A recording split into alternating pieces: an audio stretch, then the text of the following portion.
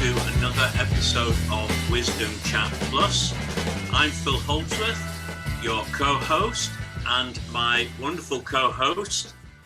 Over to you, Rachel. Hi, Phil. How are you doing? I'm Rachel Surtees, and I'm also known as the Rambling Psychotherapist. Brilliant. And lovely to see you again, Rachel. Likewise. And our wonderful guests today are Kate Wall, who's a nutrition coach. And we've also got Sarah Gardner, who's a freelance HR consultant and workplace mediator. Welcome to you both. Thank you so much for giving your time this afternoon. Thanks, Phil. It's a pleasure. We're going to be talking today about the whole thing to do with, is well-being only for the wealthy? And Rachel, I know you wanted to invite Kate and Sarah on because of obviously what they bring. Where would you like to start? Well, I'm going to start by inviting Kate and Sarah just to let us know a little bit about what it is that they do. So, Kate, do you want to tell us what your work is? Yeah, so I'm a registered nutritionist, previous nurse, and I run a nutrition consultancy business. And the main mission of it's Kate Wall Nutrition, and the main mission of the business is to help women to move past those kind of emotional barriers to being able to change the way that they eat. So really looking at long-term sustainable behaviour change, helping them to build self-acceptance, increase compassion, and move towards a life without food rules and restrictions. So that's what I would kind of do in my one-to-one clinic. And then alongside that, I do some corporate work as well. So that's kind of me in a nutshell. Wow, thank you. And Sarah? Yeah, so I basically provide HR services to a variety of different business types. I tend to say I help small businesses keep their employees happy, because happy employees are more productive and tend not to take them to tribunal. And the workplace mediation is offered either as an alternative to the grievance process, which in my experience doesn't really deliver anything, or post-grievance process. And that's focused on if there's been a relationship breakdown, trying to repair that so that the two parties can work positively together. And that's really important at the moment because of the tight candidate market that exists, where employers don't really want to lose people that are good just because they've had a falling out. I guess that already takes us into the realms of kind of mental and emotional well-being already, but I'm going to wind us back just a little starting point. So the reason that I wanted to cover this topic in particular is in part because of my history in my career history. So I've been a holistic therapist since 2006 and found my way into psychotherapy a number of years ago. So it's only really in recent times that I've become a psychotherapist and started to focus more on people's mental and emotional well-being. And well-being is really, really important to me. And I recognise that well-being is individual to each person. You know, what does well-being mean to each person is individual to each person. But what I'm seeing in the wellness industry is that there's this huge industry springing up, and it feels like every man and his dog is turning into some kind of well-being coach. And there is so much choice out there available about how you can look after well-being. You know, that you can do it through nutrition, you can do it through supplements, you can do it through exercise, you can do it through mindfulness, you can do it through all of these different options. And then obviously we're also going through a cost of living crisis as well. So with so much choice available to us, and with budgets getting tighter, I started to think about who is it that's paying for these things? How do we make good choices about what we invest in monetarily as well? And also I was thinking about the trend that seems to happen, that when things get difficult, things get challenging, people tend to drop well-being. So especially when money gets tight, well-being seems to be one of the things that goes by the wayside first, and yet is at the foundation of us functioning well. So I figured you guys might actually be really, really helpful in supporting us to explore this. So I was listening to actually a podcast that Andrew Huberman was on, and he reckons that the 5 foundations to full function are sleep, light, movement, nutrition, and having our social needs met. I figured that might be a good place to kind of get us started. So Kate, what would you say are the foundations of well-being for you? Well, yeah, I do like to think of it in a broader context, and I use a concept in my clinic called flourishing health, which kind of encompasses thinking about health in terms of the physical side, which is the bit that a lot of people think of and then forget some of the rest of it, but also in terms of the psychological, social, and philosophical. So I do a lot of values-based work as well, so that people are actually trying to live lives that align with the person they want to be and the life that they want to live, rather than what they think they should be doing. So I think that kind of taking it out and thinking, actually, we can't necessarily have health or wellness without a sort of package of things. So if we literally focus, obviously I'm a nutritionist, if we just focus on nutrition, we could eat the best diet in the world, but if everything else is out, then we're not going to feel good in ourselves. Or if we're doing nutrition goals at the expense of our mental wellness or our income or whatever it is, then again, we're not going to get that balance of wellness. So I think it's a whole host of things. It's definitely multifaceted. And as you say, it's sometimes individual. What someone will prioritize within their well-being will be different to others. And the one bit that people don't often think about as part of well-being, I suppose, is that financial health as well. But all of these things have areas in which we can control some of it, and some of it we cannot control. And that means we're limited in our choices and potentially less able to sort of reach that optimum in terms of health or well-being. I guess that would be my opening thoughts on that.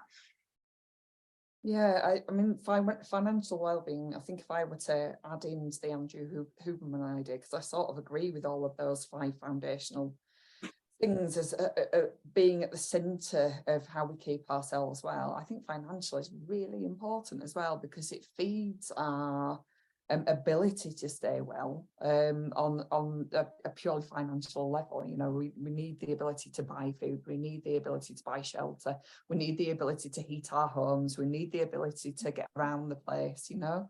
But also that feeds our mental well-being as well. Phil, I'm sure you've got something to say on this. Yeah, I think the thing that I often come across is what I would say, and I'll say it straight, and that is a misconception of what financial well-being is. And we're always, I suppose in any aspect of well-being, we'll always look at the externals, but we won't necessarily look at the main drivers behind how we treat ourselves, how we treat, you know, the external things like money around us and so on.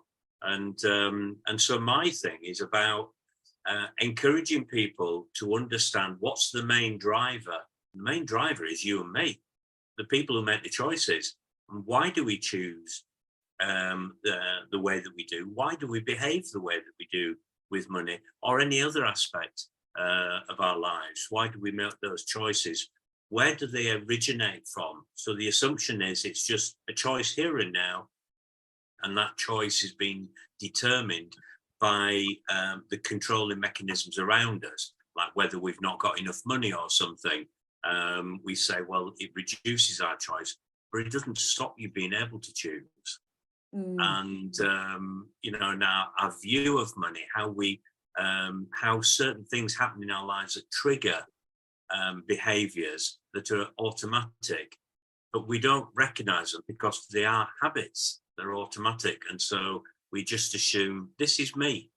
And in actual fact, that you comes from somewhere, and it's understanding where does that come from, and can you rewrite it so it serves you well? Yeah, absolutely. And I guess you and I have spoken like outside the podcast arena on many an occasion about fundamental beliefs and stories that we tell ourselves, which inform our behaviour. I'm sure, Kate, that you've had much experience of this in the work that you do as well, that generally people have a set of beliefs and stories that they tell themselves that inform how they behave throughout the whole of life.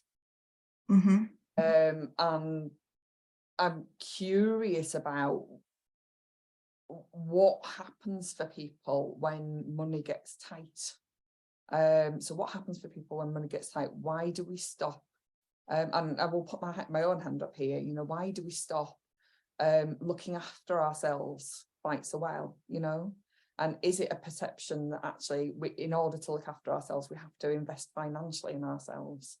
And is there ways around that actually, that don't involve any more input from us, any more effort from us?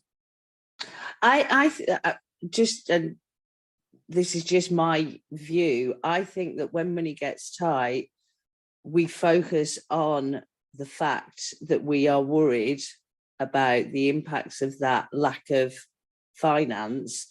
That takes so much bandwidth that the other stuff drops off.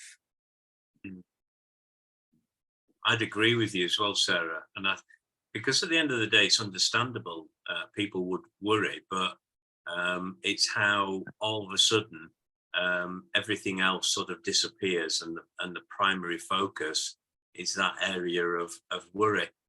And we know that when people are in that position, it's very difficult to problem solve or be creative.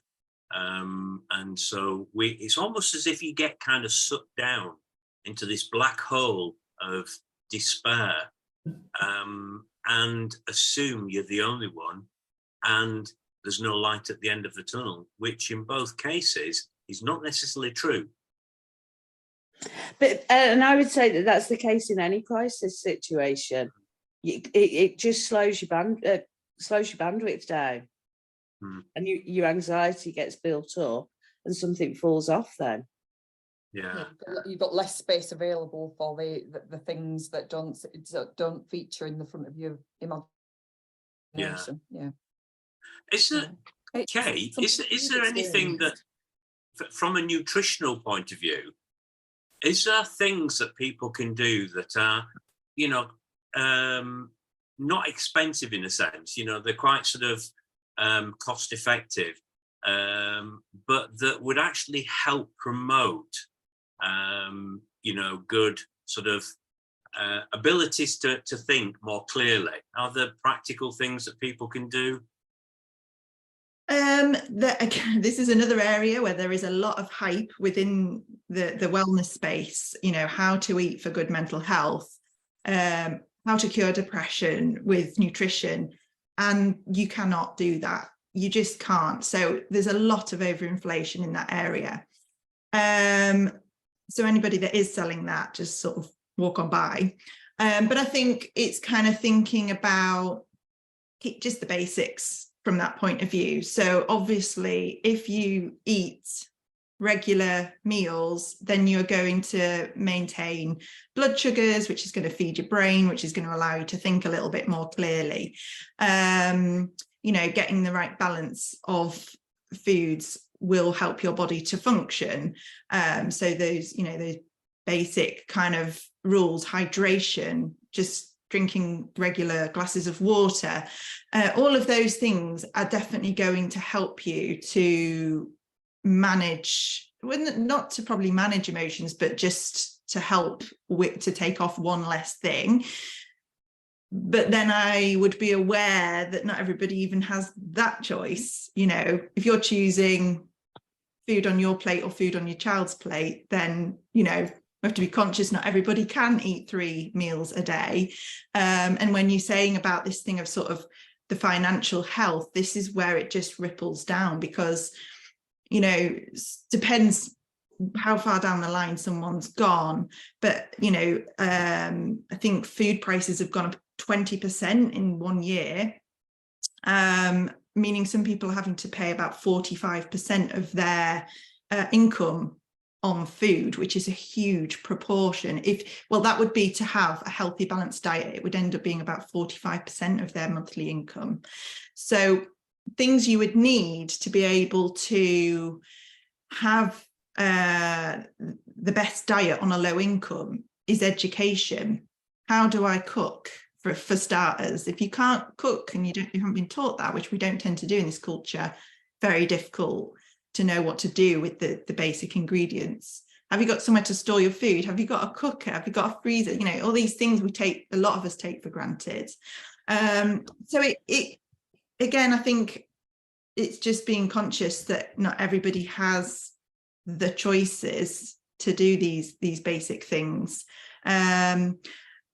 And just sort of going back to what was being said before in terms of, you know, what drives behaviour and this kind of lack of being able to use that logical mind when we're stressed, and obviously finance is one of the biggest stresses.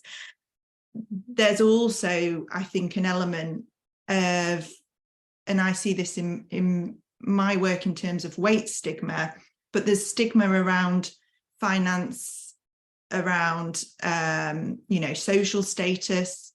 So you may have been made to feel you're not worth the effort, or you feel yourself, just based on societal norms, that you're not worth it.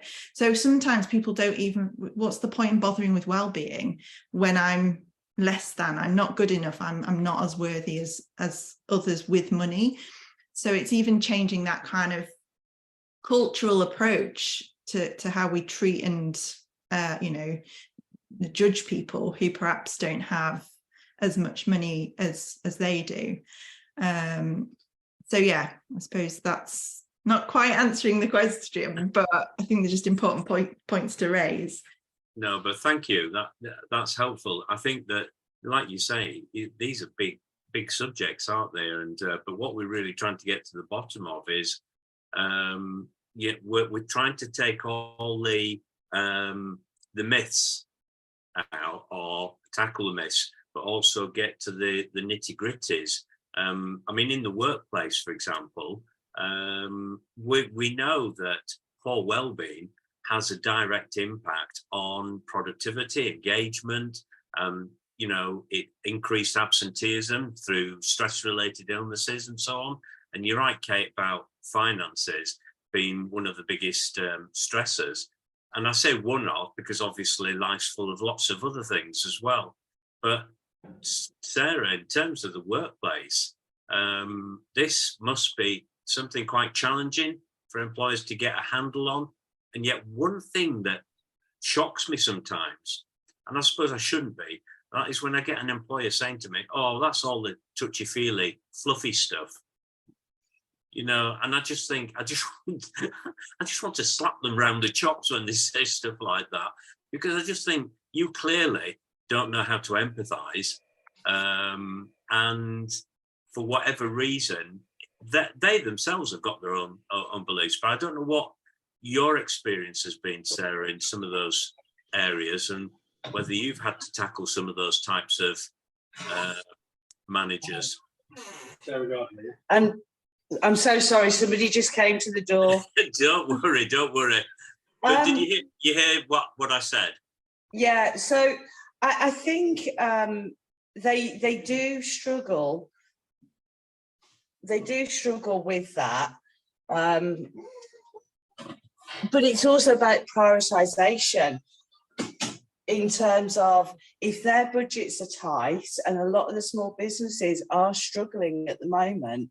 So it's prioritisation and where they can actually, if they can afford the investment, and when they look at the bottom line of, for example, some employee benefits packages, they'll look at the price per person per month, but what they won't necessarily factor in is, I don't know how familiar you are with some employee benefits packages, but you can get some like massive discounts for supermarkets, kind of like between 6 and 10%, depending on the benefits platform that you go for.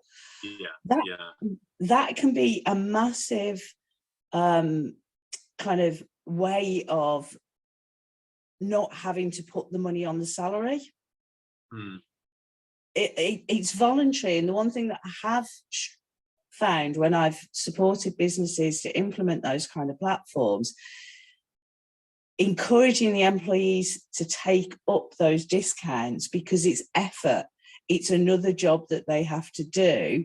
That's the hardest thing around that. Right. One of the things that I have come across actually quite often when I've been speaking to people who run EAPs and employee benefits services is that they say that, you know, we can provide you with the services, we can provide you with the discounted gym membership, we can provide you with the supermarket discounts, we can provide you with health insurance, but you know, those things are there, they're available for all the employees, but employees come to us and say, well, nobody's using it.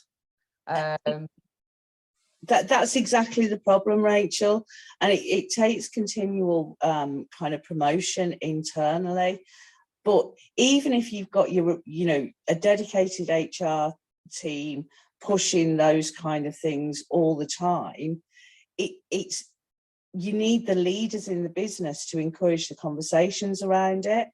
So particularly with things like EAPs, remembering that if somebody phones in and they say they're having a mental health scenario, or they're suffering with stress, or even if they have a conversation to say really struggling financially, managers remembering to signpost people to those benefits if they're provided, because it can't all be down to one department or one individual to push it across all of the businesses, all of the business, depending on the size of the business. I guess what you're talking about is that, you know, within organisations, it sounds like well-being needs to be part of the culture. And I mean, I'll speak from personal perspective. For many years, my well-being didn't feature as the most prominent thing for me in my life, and it wasn't part of my own personal home culture. And it's only by having made it so that it's become such a prominent thing for me, and I've recognised the value of investing in my well-being. So I'm wondering whether or not there's something cultural that we're talking about here, that, you know, well-being is seen as something that's a luxury rather than something that's absolutely fundamental to us performing and surviving well. I don't think there is enough conversation around well-being in the workplace. I think people will use the term because at the moment it's quite a current term, but actually discussing what that means to them individually, what that means to the team, and certainly getting people managers to have a genuine interest in their team's well-being, and having those when they're doing the regular one-to-ones, rather than just talking about how they're getting on in the work, the performance, you know, how's the project doing, actually being interested in their wider well-being. How are you feeling? How are you sleeping? You know, is there anything on your mind that you want to share? And some people won't want to do that in the workplace. Some managers will be nervous that it be seen as prying. You know, so there are barriers to that. One of the things that's really struck me, and I've seen sort of more and more, is as a society, our penchant for measuring everything. We've got to be able to measure it. And I think one of the things that I've come across oftentimes is employers, for example, struggle to know how to, you know, sort of almost like justify well-being, because they're thinking, I can't measure it. And because they've not necessarily made the connections with other aspects, not just in the workplace, but in the home life and so on. So I think you're right, Sarah, there's a lack of perhaps understanding of what real well-being is about, but also it's societal. We've been driven down this route that anything successful, we can measure it. If we can't measure it, then it's not worth even considering. And so how do you sort of measure well-being? I think, that would be an interesting one to say, in terms of how we justify promoting good well-being and the right kinds of well-being. How would we do that, and how could we assign that to something that people would be tangible for them, in terms of, like, an employer being able to measure something tangible within the workplace. If we have got the well-being approach right, what would we be seeing in the workplace, as opposed to, if we're not tackling well-being, what are the opposites are we seeing? You should be able to see increased productivity, but that assumes you've got your productivity measurements in place and where they should be. You should also see lower levels of absenteeism. You should see lower turnover, because if they're happy and feel supported in the workplace, they're not going to want to leave.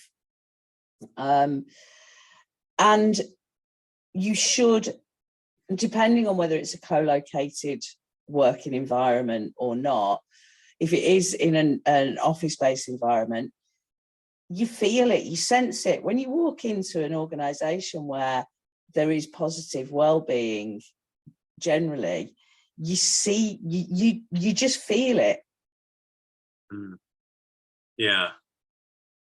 I feel like something here that we have to quantify the results of well-being in order to see it as something that we justify investing in. I know for myself, it took a little bit of a health crisis for me to really take that seriously.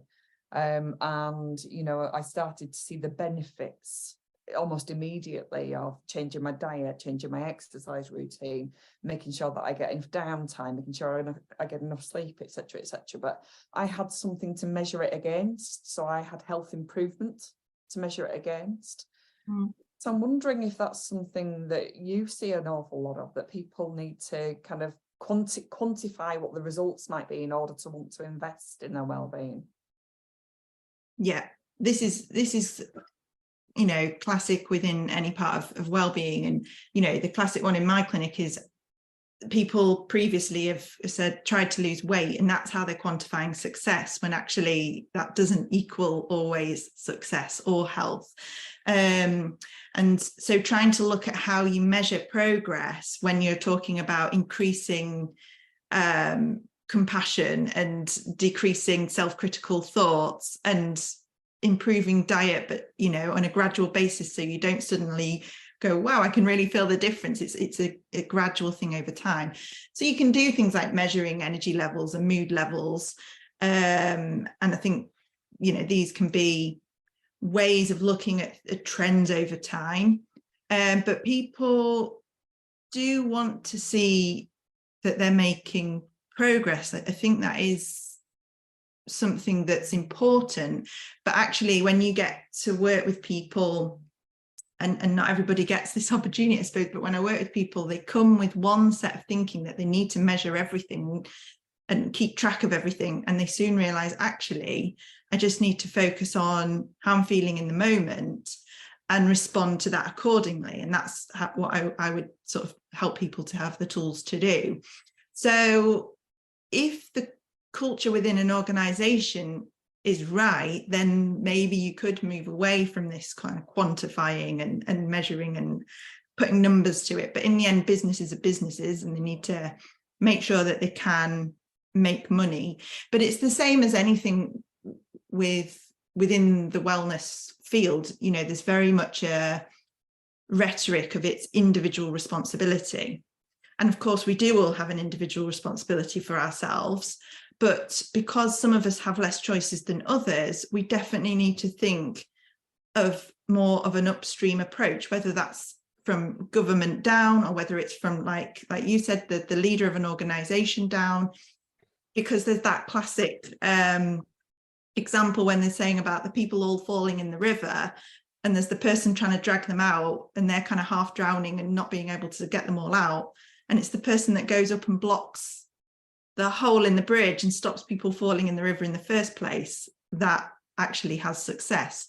So if you are able to think prevention rather than cure within your organization when it comes to well-being, then yes, you may be investing in something that you got to put some faith in that it's going to give back in the future. You're not going to see that immediate effect overnight, but in the long term, you are going to get that that benefit. And it's recognizing that, yeah, it's not all down, you know, when you said a lot of people say, oh, I'm giving these benefits, but nobody's using them. I hear that all the time. People say to me, oh, I told this person what to do with the nutrition and they just didn't do it. So they say they're the failure. Well, actually, if you're the leader or the coach or whatever it is, why is that person not using that benefit? So that might just not be relevant to them at this time. That might not be their in. That might not be what they see as a solution. And when you tell people what to do, they tend to sort of say, I'm not doing that. So it's understanding how to motivate people to want to make a change rather than doing something they think they should or they're being told to. So helping them to understand they have got the ability to do it, the support, why this is something that's important to them, not something that's important to the manager. Giving them all the opportunities, whether that's training, education, support, whatever. You know, motivation is not just, has that person got enough willpower? It's multi-layered, and there's many different areas to consider, which perhaps sometimes is missed. And they think in businesses it's often like, tick the box, I've done a workplace well-being, lunchtime learn, tick, I've done well-being. Oh, well, that person didn't listen to any of the advice, therefore it's their fault, we've done our bit. So if you can see what I'm saying, actually, it's understanding how to change people and bring them on board and recognize it's not all down to that individual, it's a joint approach that's required. I get that quite regularly. The reason why I was smiling then, Kate, when you were saying what you're saying, is I've just written down tick box, and I get it all the time with businesses saying to me that we want to support our employees with their well-being. Can you do a financial well-being session over lunch? And I'm just thinking that in itself rings not support for many, and you could be forgiven for thinking then that's just a tick box exercise. It doesn't really mean anything to anyone. But it's frustrating at times when you have that approach, because there's just a wanting to be seen to be doing something, but it's not necessarily the right thing, and making the assumption that all these things are right. So, for example, a gym membership to my wife would be absolutely meaningless because she hates the gym. So to think that that would be a good well-being exercise in her situation, you know, would be a nonsense, as perhaps some of the other things that they come up with in the benefits package. Now, they're right for some people, but not everybody. But I would imagine you both have come across this and see it with regards to businesses' approach to well-being, and trying to fix it, making assumptions and not really asking the questions. Yes, and I absolutely do. And one business owner that I was working with said he wanted a well-being strategy. I said, well, what problem are you trying to fix? Because they hadn't done any research into what areas weren't they being supportive. They hadn't looked at what, you know, he just heard the word and says, I want that in my business. Well, it's not going to be effective until you define the problem you're trying to fix. have you got a high absenteeism level? Well, no. Okay. So what is it that you're wanting to do for your people?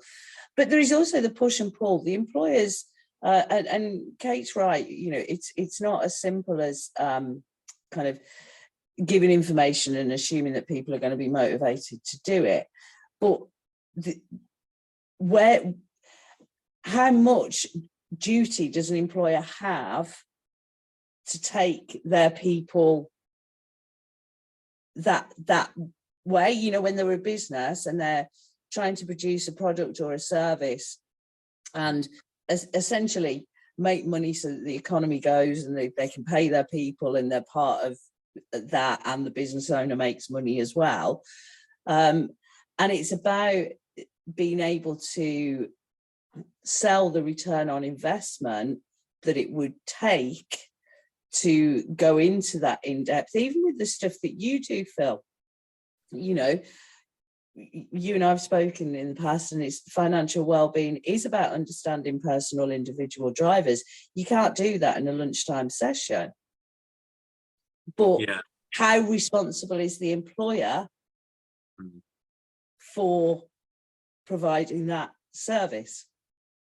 It's a really good question, Sarah, because we're talking about like individual responsibility and group responsibility, aren't we? And I'm seeing this idea that like the stories that we tell ourselves about well-being are quite global across our society. And therefore they're now becoming global within organizations, within families, within individuals. And I would argue that perhaps what we all have a responsibility to do is make well-being part of our culture, which doesn't necessarily require financial investment. No. Yeah. And sorry, Kate, go on.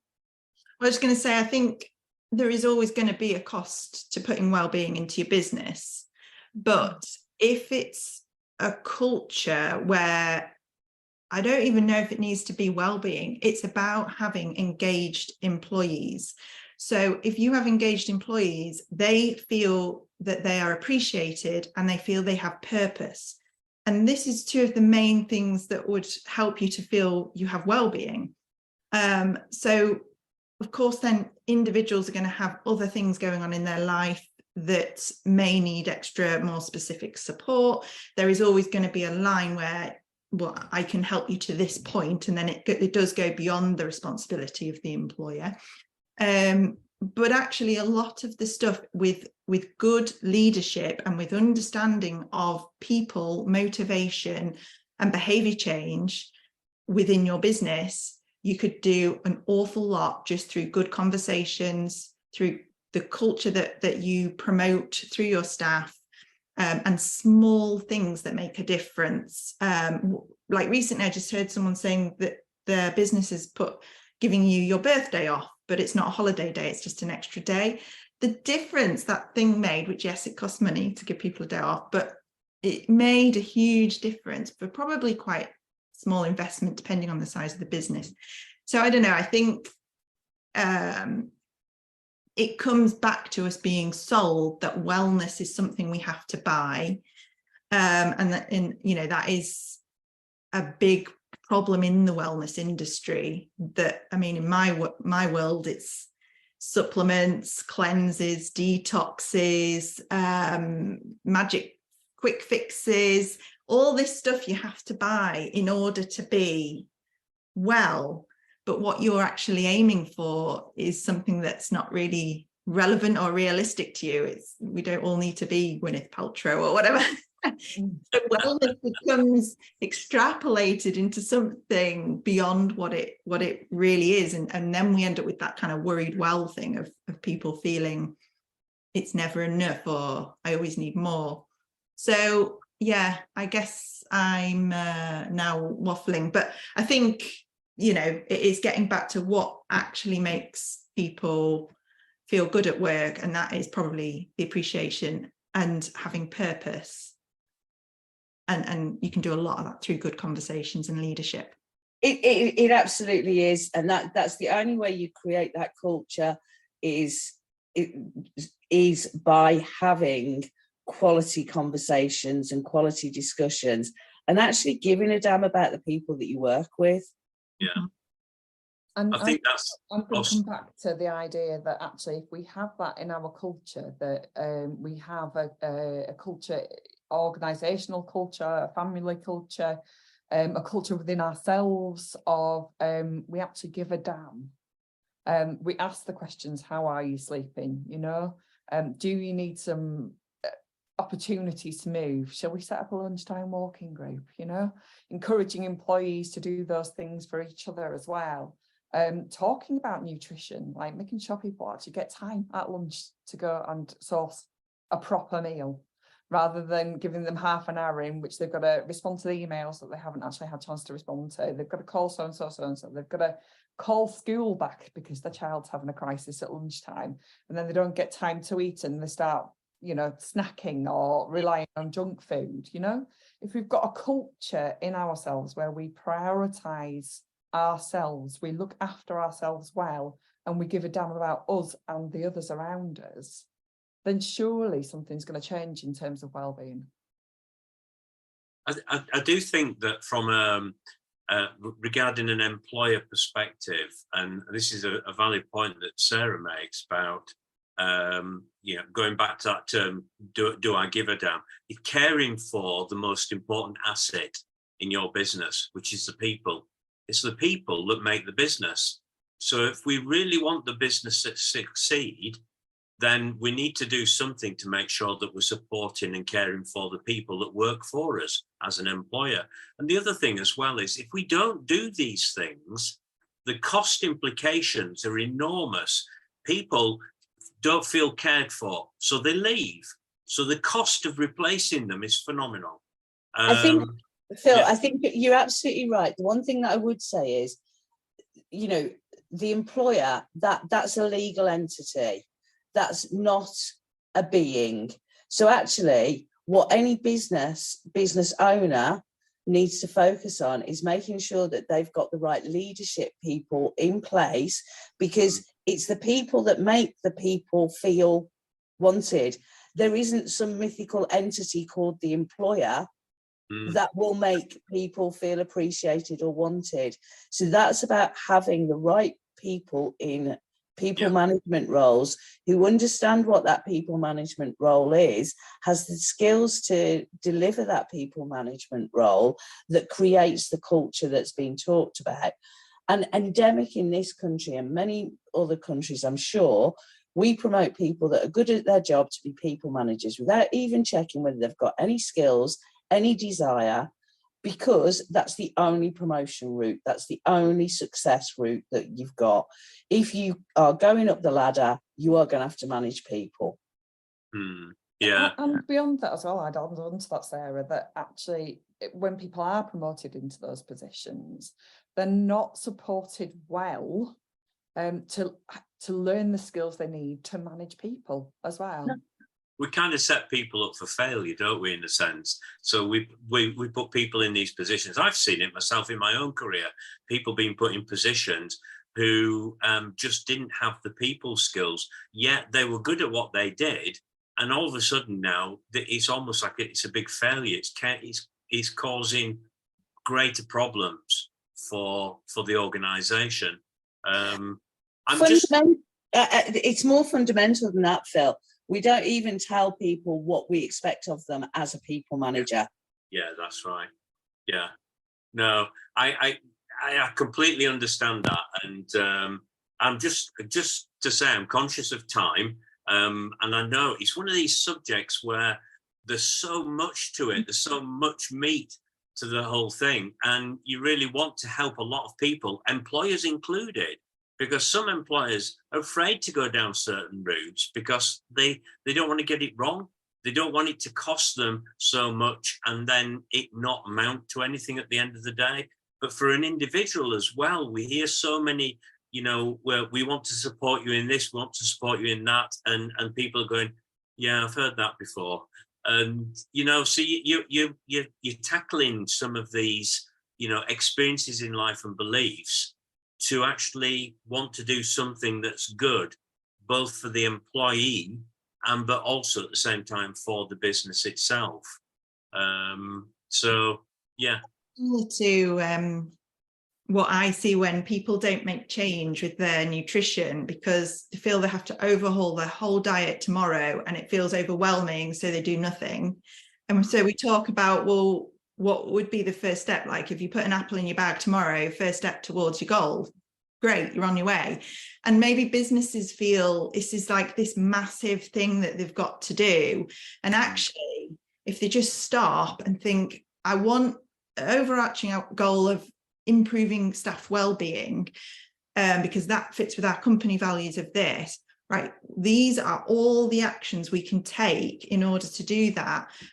And I can just start with this one small step. But before even doing any of that, what is it my staff want? Ask them what they want and need before you start wasting money on things you think they need. And then, oh, well-being wasn't worth the money like I thought. I've given myself the evidence that I don't want to do this anymore. And you stop. So it's very similar to kind of what I talk to my clients about, of just taking it right back to basics, finding out so that they've got autonomy in their choices. It's not just the business telling them what to do.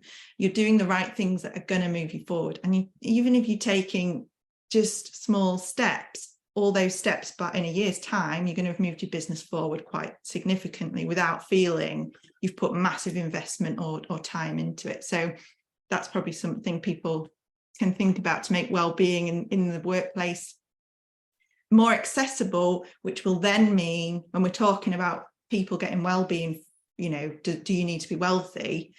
Well, a lot of people work, obviously not everyone. So that gives more opportunity for more people to access well-being on a wider scale. So worth considering. I'm really aware that we've opened a bit of a Pandora's box today, and time is running short, so I'm going to wrap us up for today. Yeah. The discussion's been really rich. Thank you, guys. Usually what we do at the end of a podcast is we ask you just to give us a few details about where people can find you if they want to get in contact with you. So Sarah, if somebody wanted to work with you, if somebody was looking for somebody to provide HR services or mediation, where would people get in contact with you? Really simple. Sarah with an H at the end at HR2020 the numbers.co.uk. Fabulous, thank you. And Kate, how about you? If somebody were wanting to look at their nutrition. So you can message me on my website. It's katewellnutrition.co.uk. And you can follow me at Kate Well Nutrition on LinkedIn and Instagram and Facebook. So yeah, at Kate Well Nutrition's my socials. Fabulous. Thank you ever so much. Thank you so much for being here with us today, guys. Like I said, the discussion's been really rich, and I feel like we could talk about this stuff all day long and still barely scratch the surface. So really appreciate your time. Thank you. Yeah. Thank you from me as well. Appreciate your time. Thanks for having me. No worries. Thank you. And as always, Phil, thank you for being a fabulous host. And likewise yourself, Rachel. And on that note, I'd say goodbye to everyone. Thanks, bye. Thanks, bye.